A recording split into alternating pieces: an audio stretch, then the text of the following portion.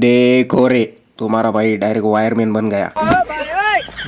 Wire का गोळा करतोय तर मी सगळ्या घरातली वायरिंग काढून टाकली. का बरं?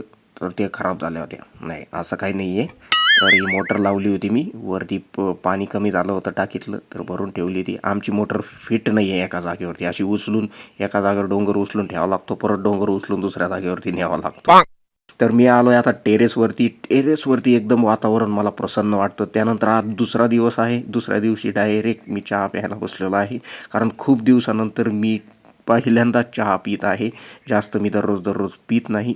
तर चला म्हटलं आज पिऊयात, थोडंसं मन होतं चहा पिण्यात. चहा पितोय म्हणजे त्याच्याबरोबर काही ना काही लागतंच, खारी बिस्किट काहीतरी. आता भाऊने डायरेक्ट गॅसवरती पाणी तापायला ठेवलेलं आहे. कशासाठी? तर आंघोळ करण्यासाठी. अरे बापरे!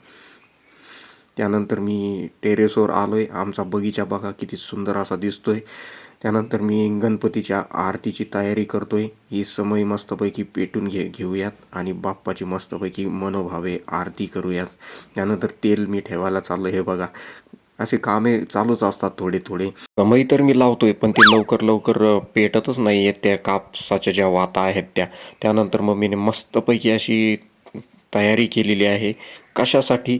तर फोटोशूट करण्यासाठी. मम्मीलाही माझ्या खूप आवड आहे फोटोशूट करण्याची. तर फोटोशूट इथं सुरू झालेलं आहे. गणपती बाप्पांसमोर मस्तपैकी शूट झाल्यानंतर भाऊ लागला आहे धंद्या पाण्याला. धंदा तो जरुरी है ना. तसं लगेच ऑफिसचे काम झाल्यानंतर भाऊला परत काम आलेलं आहे. घरचंही काम करावं लागतं. ऑफिसचे काम करता करता मी निघालो आहे डायरेक्टली. कुठे जातो आहे आता तुम्ही बघाच शेवटपर्यंत. मी आलो आहे बाजारपेठेमध्ये. आमच्या गावाचा जो बाजार, कृषी उत्पन्न बाजार समिती ही बघा तुम्ही अशी आहे. आणि या मागच्या दुकानातून मी घेतलेले आहेत गहू. भेटूयात पुढच्या ब्लॉगमध्ये. बाय.